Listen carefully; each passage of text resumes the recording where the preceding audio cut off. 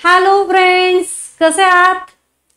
परत एकदा welcome in digital world of Agasti career institute from Chhatrapati Sambhajinagar. आणि काय तर मागच्या चॅप्टरमध्ये किंवा मागच्या लेक्चरमध्ये आम्ही पाहिलं की ॲक्सेलरेशन ड्यू टू ग्रॅव्हिटी कशावर डिपेंड आहे किंवा त्याची व्हॅल्यू कशी चेंज होते ते सगळं पाहिलं. आणि या लेक्चरमध्ये आम्ही पाहत आहोत problems on acceleration due to gravity. तर चला सुरुवात करूया. Problems on acceleration due to gravity. तर पहिला प्रॉब्लेम आहे, find the magnitude of the acceleration due to gravity at the surface of अर्थ.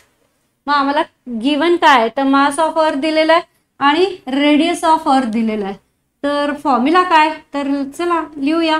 मास ऑफ अर्थ आहे 6 × 10⁻24 kg अँड रेडियस ऑफ अर्थ दिलेलं आहे आम्हाला 6400 किलोमीटर. आता इथे एक गडबड आहे. काय हे KG SI unit of mass आहे, पण kilometre is not a SI unit of distance. मग हे काय तर हे बिगर युनिट आहे. तर तुम्हाला कशात कन्वर्ट करावं लागेल तर मीटरमध्ये. Metre is the SI unit of distance. मग इथे तुम्हाला किलोचं कन्वर्जन कशात तर मीटरमध्ये. तर किलोचं किती असतं बेटा 10⁻³ मीटर, म्हणजेच multiplied by 1000 can be return as 10⁻³ और याला मी अजून शॉर्टमध्ये लिहू शकते 6.4 × 10⁻6 मीटर. ओके, मग हे झाले आर ची व्हॅल्यू. आणि काढायचं काय तर व्हॅल्यू ऑफ जी. तर फॉर्म्युला काय जी इज इक्वल्स टू GM/r². मग जी किती तर वी नो 6.67 × 10⁻11. मास ऑफ अर्थ किती आहे तर मास ऑफ अर्थ 6 × 10⁻24. आणि रेडियस ऑफ अर्थ किती आहे तर 6.4 × 10⁻6 चा स्क्वेअर. आणि after calculation we get the value of G, it is 9.77 metre per second square. Okay, मग बेटा इथे सगळ्यात महत्वाचं काय तर फॉर्म्युला. त्यानंतर काय तर ज्या व्हॅल्यूज आम्ही टाकल्यात त्या, पण इथे व्हॅल्यूज टाकताना परत नेहमीसारखं सांगेल की सगळ्या क्वांटिटीज एकाच सिस्टम मध्ये पाहिजे. मे बी SI असेल किंवा मे बी CGS असेल. तर इथे किलोमीटरचं कन्वर्जन करावं लागलं मीटरमध्ये, कारण kilo is the bigger than SI unit. Okay, चला पहिला क्वेश्चन समजला. आता दुसरा एक क्वेश्चन आहे बघा काय. Find the acceleration due to gravity at a distance of 20,000 kilometre from the centre of earth. आणि G on earth surface given आहे 9.8 मीटर पर सेकंड स्क्वेअर. आता तुम्हाला जे काढायचं आहे तर ते 20,000 kilometre from the centre of earth. Okay, मग जी ॲट हाईट काढायचं आहे, म्हणजे इन शॉर्ट कुठे काढायचं आहे जी ॲट हाईट. मग GH इज इक्वल्स टू आपण फॉर्म्युला पाहिलेला बेटा G in bracket R/R + H whole square. आता आम्हाला जे गिवन आहे 20,000 किलोमीटर हे काय तर ही कशाची व्हॅल्यू आहे तर ही व्हॅल्यू आहे आमची H ची. ओके, फ्रॉम मग व्हॅल्यू पहा काय काय तर जी ची व्हॅल्यू आहे 9.8 × radius of earth we know 6.4 × 10⁻6 आणि ही 20,000 किलोमीटर. ओके, मग 2 × किती होणार तर हे 1 2 3 4 आणि किलोचे 3 म्हणजे टोटल झाले 7. ओके, 10⁻7 आणि ह्याचा होल स्क्वेअर. मग हे सॉल्व करूया. 9.8 × ह्याला जर सॉल्व केलं मी 2 नी डिवाइड केलं तर 3.2 × 10⁻1 चा स्क्वेअर. आणि आफ्टर सॉल्विंग काय येणार 9.8 × 3.2 चा स्क्वेअर. आणि ते जर आपण टाकलं तर 3.2 × 3.2 × 10⁻1 चा स्क्वेअर 10⁻². आणि याचं आन्सर येत आहे near about exact 1 metre per second square. Answer is 1 metre per second square. Okay, हा प्रॉब्लेम होता g at height h. Okay, पुढचा प्रॉब्लेम आहे third. What is the weight of body of mass 100 kg at the south pole. मग इथे given काय काय, परत नेहमीसारखं काय काढायचं आहे, वेट ऑफ दी बॉडी आणि मास गिवन आहे 100 kg and value of g given आहे 9.8 मीटर पर सेकंड स्क्वेअर. मग गिवन लिहूया, mass 100 kg and value of g 9.8 metre per second square आणि काढायचं आहे आम्हाला वेट. मग formula is weight is equals to m into G. मग mass आहे 100 म्हणजे 10⁻², g 9.8 आणि after solving it becomes 980 Newton.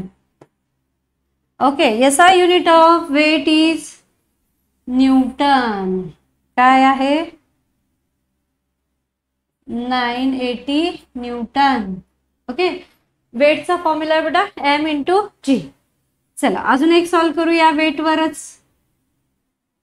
बघा इथे काय दिलंय, if the weight of a body on the surface of the moon is 100 newton. आता इथे वेट दिलंय पण कुठलं, ऑन मून, आणि किती आहे 100 न्यूटन. आणि काढायचं काय, what is the weight of body on earth surface. म्हणजे मून वरचं दिलंय आणि अर्थ सरफेस वरचं विचारलंय. तर there is any relation between moon and earth. तर यस, तर तुम्हाला सगळ्यांना माहिती असेल की ग्रॅव्हिटी ऑन मून किती आहे, तर अर्थ सरफेस पेक्षा 6 टाइम्स लेस. म्हणजेच आपण असं लिहू शकतो, gravity on moon is equals to GE म्हणजे gravity on earth surface upon 6. बस हाच फॉर्म्युला आम्ही इथे यूज करणार आहोत.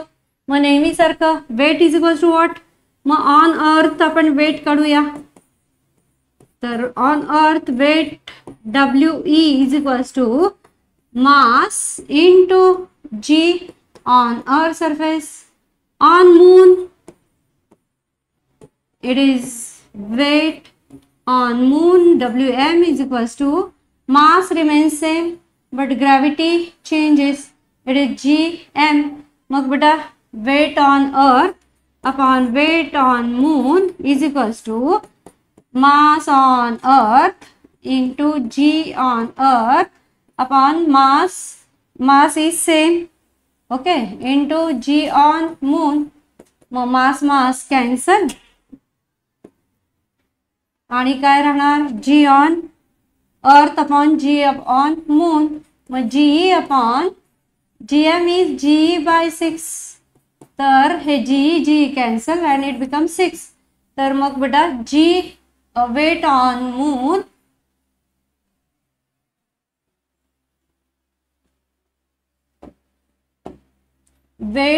मून इज इक्वल्स टू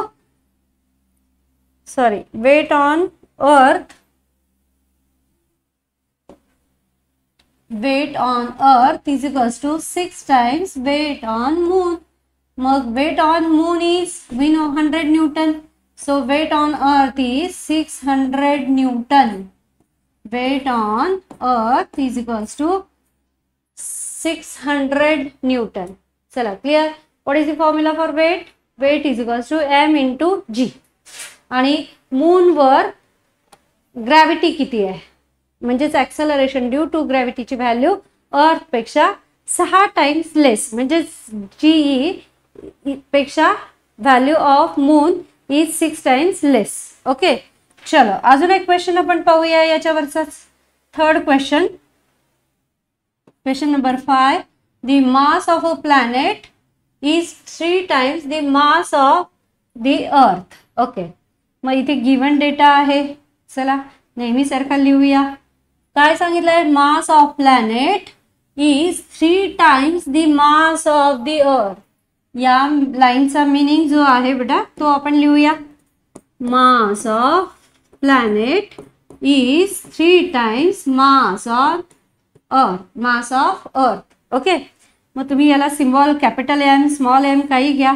चला मी चेंज करते, कॅपिटल एम घेऊया. Mass of planet is 3 times mass of earth. Its diameter is 25,600 kilometre. प्लॅनेटची रेडियस डायमीटर दिलेली आहे, त्याच्यावरून आपल्याला रेडियस काढता येईल. Diameter of planet is given 25,600 kilometer.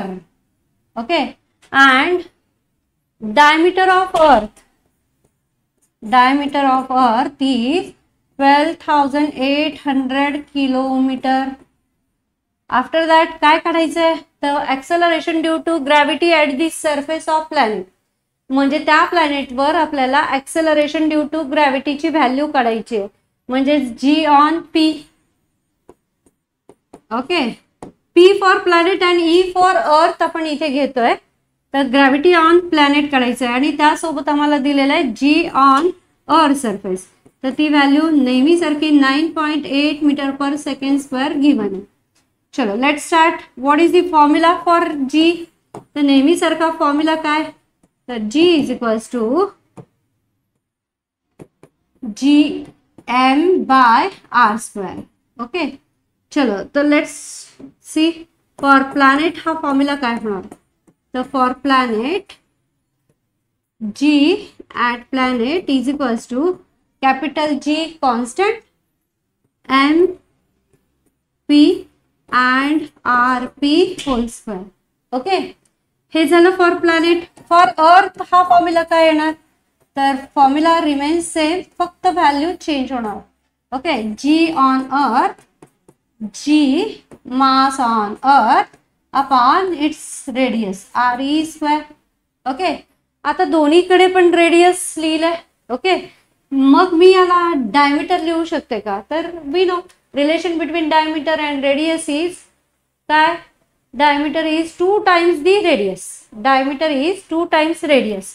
Okay, तर मग जर या दोघांचा आम्ही रेशो घेतला GP बाय GE, तर काय येणार बेटा, GM P upon RP whole square into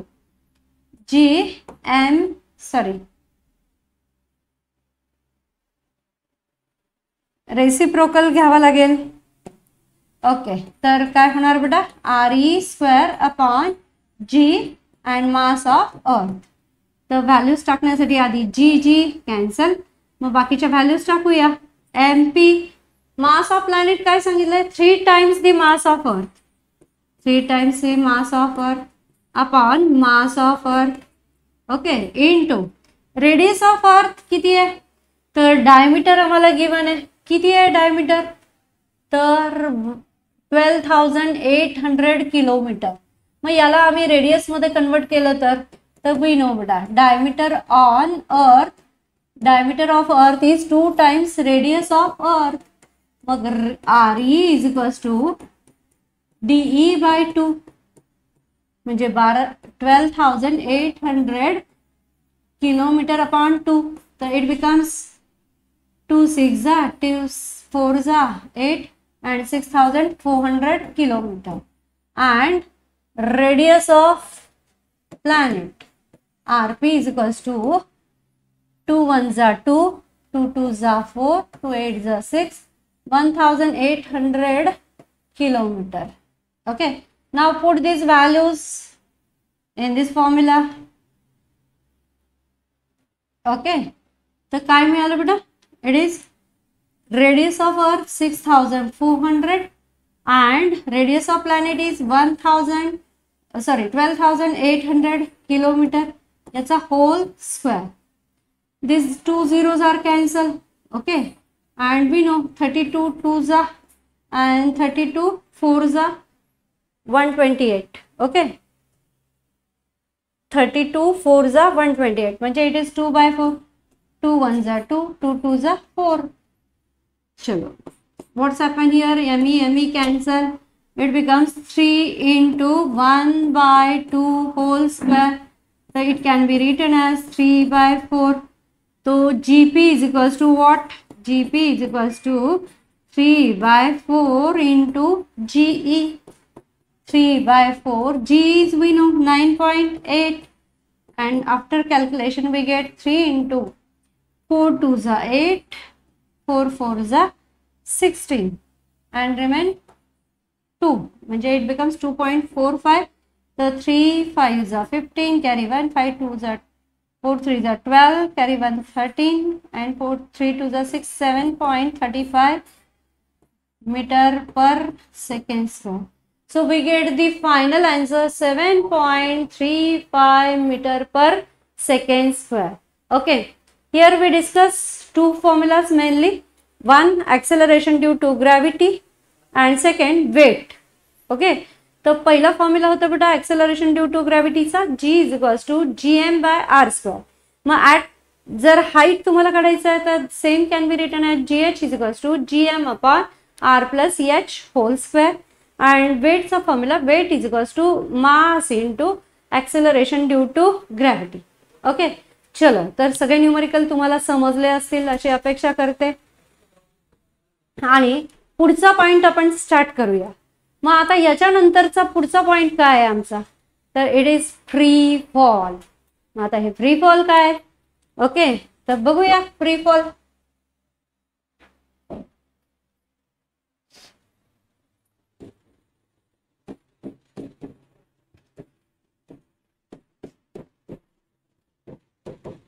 What is mean by free fall?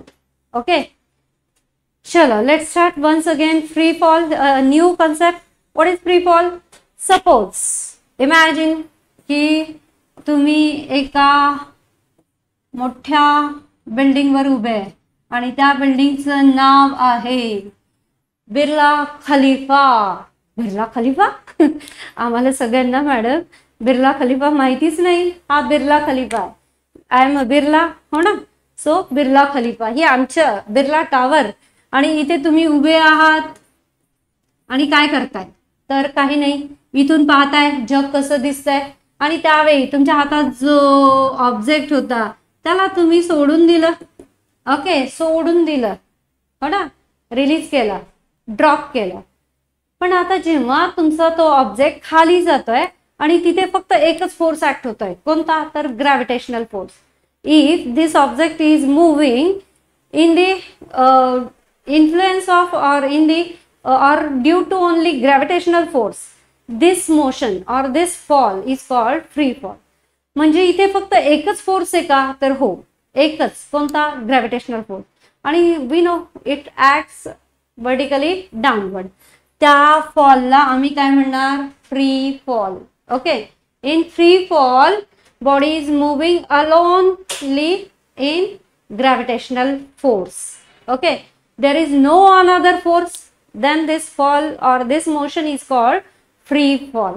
Okay, म्हणजे there is only one force and it's a gravitational force, or we can say it's a gravity. There is only gravity. If body is moving under gravity only, then the motion is free fall. मग gravitational forces आहे म्हटल्यानंतर इथे काय काय होणार तर free fall मध्ये बेटा काही पॉइंट्स आम्हाला माहिती पाहिजे. सपोज या बिर्ला टावरची किंवा या बिर्ला खलिफाची हाईट आम्ही h कन्सिडर केली. किती आहे h. बुर्ज खलिफा नाही, बिर्ला खलिफा, त्याची हाईट आहे h. हा जो ऑब्जेक्ट सोडलाय त्याची इनिशियल वेलॉसिटी किती आहे 0. आता फ्री फॉल ना, तिथे काय केलं मी, त्या ऑब्जेक्टला सोडलंय, ड्रॉप केलंय, रिलीज केलंय, means its initial velocity is 0. It takes some time t. त्याला ग्राउंड वर पोहोचण्यासाठी सपोज t टाइम लागतोय. ओके, मग या केस मध्ये एकच फोर्स आहे म्हणजे ऍक्सेलरेशन फक्त एकच आहे, ऍक्सेलरेशन ड्यू टू ग्रॅव्हिटी. बरोबर आहे. मग इथे कायनेमॅटिकल इक्वेशन आपण अप्लाय करू शकतो. मग कायनेमॅटिकल इक्वेशन्स तुम्हाला सगळ्यांना येतच असतील, सगळ्यांना लर्न आहे का कायनेमॅटिकल इक्वेशन्स. तर सांगा एकदा कायनेमॅटिकल इक्वेशन्स काय असतात. कायनेमॅटिकल इक्वेशन्स ह्या आम्हाला मोशनसाठी मिळालेल्या 3 आहे, पण याच्यासाठी कंडिशन आहे की acceleration should be constant. Then and then only we can apply kinematical equations. Acceleration should be constant. Then and then only we can apply kinematical equations. मग ही कंडिशन इथे फुलफिल होते कारण तिथे फक्त एकच फोर्स आहे, त्यामुळे तिथे एकच ॲक्सेलरेशन आणि ते acceleration due to gravity. And on earth surface acceleration due to gravity is constant. Okay, मग कायनेमॅटिकल इक्वेशन मध्ये पहिली इक्वेशन आहे आमची नेहमीसारखी v is to U plus A T. मग what is v here? v is a final velocity, u initial velocity, a acceleration and t time. तर दुसरी equation आहे s is to U T plus half A T square. आता परत इथे s म्हणजे कोण? तर s इज अ डिस्प्लेसमेंट और distance, u initial velocity, t time, half constant, a acceleration and t time. Okay, third equation is v square is equals to u square plus 2as. Okay, v square is equals to u square plus 2as. तुम्हाला सगळ्यांना या तिन्ही equation learn करण्यासाठी काही shortcut माहिती आहे? नाही ना? माझ्याकडे आहे, ऐकायचं आहे? सांगू नको? जाऊन द्या, सांगू. ओके, आणि ते आहे पहिल्या इक्वेशनला लर्न करण्यासाठी शॉर्टकट आहे उठ. याला लर्न करण्यासाठी शॉर्टकट आहे उठ, याला लर्न करण्यासाठी आहे सूट. उठ सूट. आणि तिसऱ्यासाठी तुम्हाला माझं पूर्ण लेक्चर पाहावं लागेल तर सांगेल, नाहीतर नाही. थर्ड मी सांगणार नाही. मग आता ह्या इक्वेशन्स फ्री फॉल मध्ये कशा अप्लाय होतात ते पाहूया. मग फ्री फॉल मध्ये काय काय? तर फ्री फॉल मध्ये आम्हाला काही पॉइंट्स माहिती पाहिजे. काय? तर फ्री फॉल मध्ये आम्ही पाहिलं की there is only one force acting, आणि तो कोण? तर तो ग्रॅव्हिटेशनल फोर्स. कोणता फोर्स? ग्रॅव्हिटेशनल. म्हणजे इथे जे ऍक्सेलरेशन आहे ते acceleration due to gravity. Okay, मग पहिला पॉइंट आहे इथे फ्री फॉल मध्ये बॉडी आम्ही रिलीज केली होती, ड्रॉप केली होती, म्हणजे पहिला पॉइंट आहे u0. u म्हणजे इनिशियल स्पीड, तुम्ही तिथून ड्रॉप केलाय म्हणजे u शुड बी 0. दुसरा आहे फक्त एकच फोर्स आहे म्हणून acceleration is acceleration due to gravity. आता ऑब्जेक्ट कुठे चाललाय? खाली चाललाय, आणि g positive, downward is positive. Okay, आणि थर्ड पॉइंट काय? तर थर्ड पॉइंट तुम्हाला इथे डिस्टन्सला h हाईट कन्सिडर करता येईल. h is a height of Birla Khalifa. Birla Khalifa, हो बिर्ला खलिफा. आणि मग फर्स्ट तुमचं कायनेमॅटिकल इक्वेशन काय होणार? तो सांगा काय होणार? फर्स्ट इक्वेशन आहे आमचं v is equals to u plus A t. आता v as it is u 0, a g and t same. तर after putting this values your first equation becomes काय होईल? तर v as it is u टाकला 0, a झाला g आणि t time.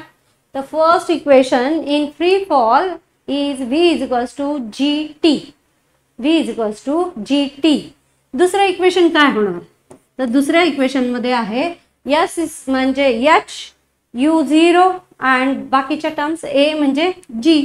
तर we can write here h is equals to half gt square. Okay, मग h म्हणजे yes, we put here s as a h, a as a g and u is 0. So first term becomes 0 and we get a formula to calculate the height. h is equals to half gt square. half gt square. मग याच्यावरनं आम्ही time सुद्धा काढू शकतो. जर मी याच फॉर्म्युल्याला T च्या terms मध्ये लिहिलं तर it becomes t square is equals to 2h upon g. Okay, तर टाइम काय होईल? तर time taken by the object to cover this height h as t is equals to √2h upon g. t is equals to √2h upon g. Okay, आणि last equation आमचं चौथं equation ते काय होईल? तर तुम्हाला माहिती आहे v square is equals to u square plus 2as.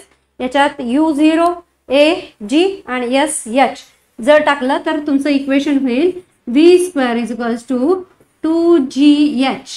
Okay, and simply we can write v is equals to square root of 2gh. okay, आणि याला म्हणतात velocity of freely falling body. It gives velocity of freely falling body. Velocity of freely falling body. आणि हा formula सगळीकडे apply होतो. Okay, जर freely falling body असा word आला तर तुम्हाला या सगळ्या टर्म्स माहिती पाहिजे. काय काय तर सगळ्यात पहिला u0, acceleration is acceleration due to gravity. Distance म्हणजे तुम्ही इथे h घेऊ शकता. ओके, मग त्याच्यामुळे कायनेमॅटिकल इक्वेशन्स पहिलं v is equals to gt, दुसरा h is equals to half gt square ज्याच्याने तुम्ही हाईट काढू शकता. तिसरा time taken to cover this distance h is t is equals to √2h upon g. आणि शेवटचा आहे velocity of freely falling body and which is equals to √2gh. चला, free fall कळाला, व्यवस्थित कळाला. हो, माहिती आहे मला, याच्यावर पण प्रॉब्लेम्स आहेत आणि मॅडम प्रॉब्लेम घेणार आहेत. पण आमचा राहिलेला एक शेवटचा थेअरी पॉईंट घेऊया आणि मग सगळे प्रॉब्लेम एकत्र घेऊया. चालेल? ओके, मग पुढचा पॉईंट काय शिकवणार मॅडम? आता तुम्हाला माहिती आहे, जर मी एखादा ऑब्जेक्ट वरतून सोडलाय म्हणजे एका हाईटवर आहे तर it possess a potential energy. मग आमचा पुढचा पॉईंट आहे ग्रॅव्हिटेशनल पोटेन्शियल एनर्जी. कोणता पॉईंट आहे? Gravitational potential energy. तर लेट स्टार्ट. नवीन पॉइंट ग्रॅव्हिटेशनल पोटेन्शियल एनर्जी. आता पोटेन्शियल एनर्जी सगळ्यांना माहिती आहे. काय असतं potential energy? The energy possessed by any object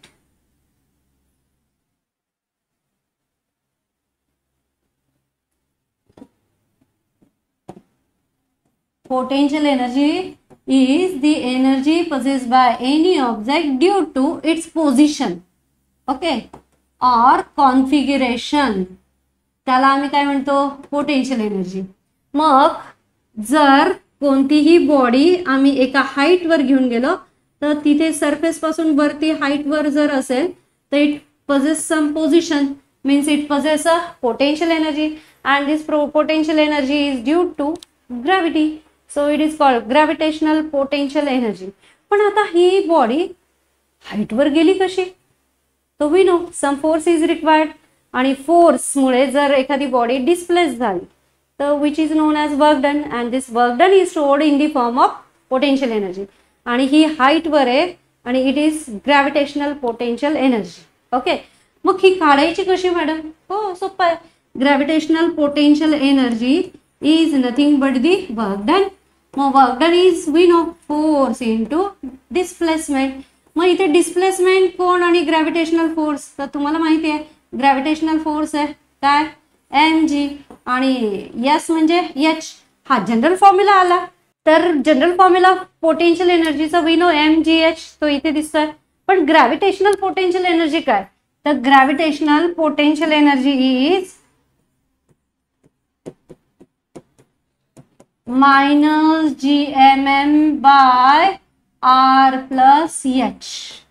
Okay, gravitational potential energy is minus gmm by r plus h. नेहमी सारखा g universal gravitational constant, m mass of the earth, m small m mass of the body आणि r plus h we know काय? distance of that object from center of earth. Okay, this formula gives the gravitational potential energy. मग आता तुम्हाला सगळ्यांना कधी प्रश्न पडत असेल ना की जर मी एखादा ऑब्जेक्ट अर्थ सरफेस पासून लांब फेकला आणि तो गेला गेला गेला गेला गेला वरतीच गेला, परत कधीच आला नाही, तर मग त्यासाठी आम्हाला काय करावं लागेल? तर त्यासाठी आम्हाला एखादी अशी एक्स्ट्रा वाली एनर्जी त्याला द्यावी लागेल. मग एक्स्ट्रा एनर्जी कुणापेक्षा जास्त?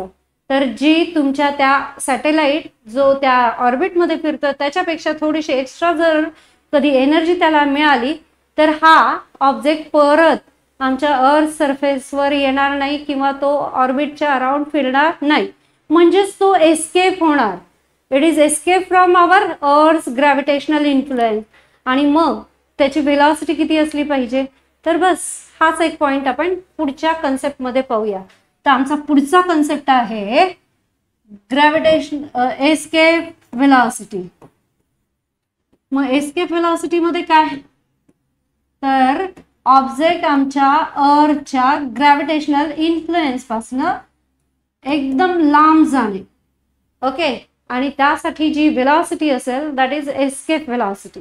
ओके, मग एस्केप व्हेलॉसिटी काय तुम्ही डिफाईन करणार, तर तुम्हाला माहिती आहे की कोणत्याही सॅटेलाइटला एका पर्टिक्युलर ऑर्बिटमध्ये फिरण्यासाठी जी एनर्जी लागते ती असते कायनेटिक एनर्जी. बरोबर आहे. जर ती कायनेटिक एनर्जी पेक्षा जास्त एनर्जी त्याच्याकडे आली तर तो त्या ऑर्बिटला ब्रेक करून आणि तो स्पेसमध्ये किंवा युनिव्हर्समध्ये कुठेही जाऊ शकतो. म्हणजे आमच्या अर्थ ग्रॅव्हिटेशनलचा जो काही इन्फ्लुएन्स आहे त्याच्यापासून लांब जाणार. मग एस्केप स्पीड काढणार कसं, तर एस्केप स्पीड काढणार आम्ही या प्रकारे. कसं, तर kinetic energy is equals to, general formula आम्हाला सगळ्यांना माहिती आहे, हा mve². बरोबर आहे. आणि पोटेन्शियल एनर्जी किती आहे, तर potential energy is equals to -gmm bye r. आता हे r कसं झालं, तर ऑन दी अर्थ सरफेस आहे. तुम्हाला जो ऑब्जेक्ट फेकायचा आहे तो कुठून, तर अर्थ सरफेस पासून. मग तिथे डिस्टन्स किती आहे त्या ऑब्जेक्टचं फ्रॉम सेंटर ऑफ अर्थ, तर it is r only, it's not a r+h. आणि तुम्हाला माहिती आहे kinetic plus potential is what, total energy. Total energy is potential energy plus kinetic energy. मग जर आम्ही हे सॉल्व केलं तर काय होणार, -gmm bye r plus half mve². आणि टोटल एनर्जी किती झाली त्याची, 0. मग आफ्टर कॉन्झर्वेशन, तुम्हाला law of conservation of energy माहिती आहे, energy neither created nor be destroyed.